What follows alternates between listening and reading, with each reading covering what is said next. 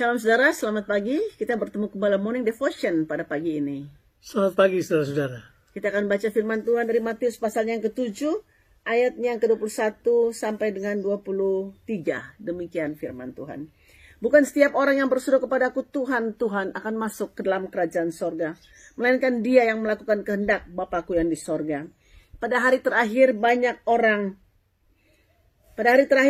akan berseru kepadaku, Tuhan, Tuhan, bukankah kami bernubuat demi namamu, dan mengusir setan demi namamu, dan mengadakan banyak mujizat demi namamu juga? Pada waktu itulah aku akan berterus terang kepada mereka dan berkata, aku tidak pernah mengenal kamu, enyalah daripadaku, kamu sekalian pembuat kejahatan. Saudara, Yesus memperhadapkan kepada kita sebuah realitas spiritual, di mana bisa saja kita bersembunyi di balik praktek-praktek agamawi dengan ritualnya yang dapat saja mengelabui mata orang yang melihatnya. Tapi sebenarnya praktek-praktek kita tersebut tidak berkenan kepada Tuhan. Seperti, saudara, kita berseru Tuhan, Tuhan di dalam doa kita. Lalu kita mulai bernubuat, mengusir setan demi nama Tuhan, dan juga mengadakan mujizat demi nama Tuhan. Ini baik, saudaraku, tidak salah. Tapi yang menjadi perhatian Tuhan adalah ini, melakukan kehendak Bapakku yang di sorga. Menemukan kehendak Allah kemudian melakukannya adalah dasar utama praktek hidup kerajaan Allah. Betapa mudahnya kita untuk latah hanya dengan belajar kosakata agamawi. Kemudian kita merasa bahwa itu sudah melakukan kehendak Bapa. Kita perlu sungguh-sungguh untuk memperhatikan baik-baik. Sebenarnya sekali lagi, pendekatan Tuhan dalam hal ini adalah melakukan kehendak Bapakku yang di sorga.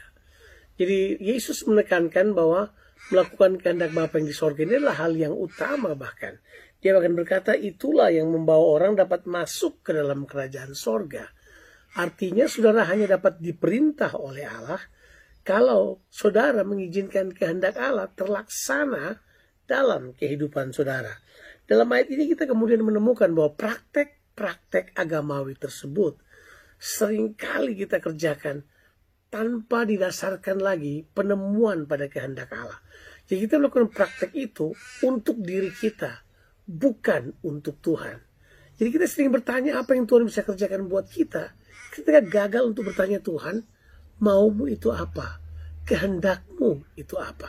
Karena memang kita mesti mengerti kehendak Allah adalah yang utama. Alkitab berkata begini, Daud berkenan kepada Allah karena dia mentaati atau melakukan seluruh kehendak Allah yang Tuhan percayakan kepadanya.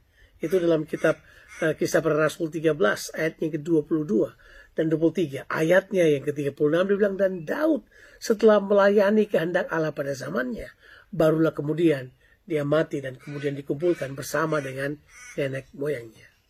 Saudara, menemukan kehendak Allah adalah sebuah proses untuk kita bisa bertumbuh dalam pengenalan kita akan Allah.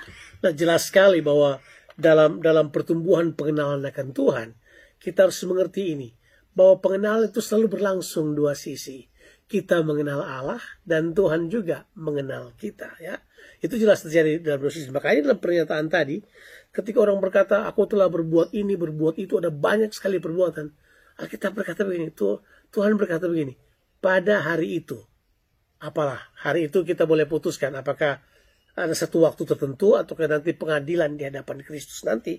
Tapi jelas dia bilang ini, pada waktu itu, aku akan berterus terang kepada mereka. Kira-kira Tuhan bilang ini, terus terang ya, aku nggak kenal kamu. Sementara kita pikir semuanya sudah oke.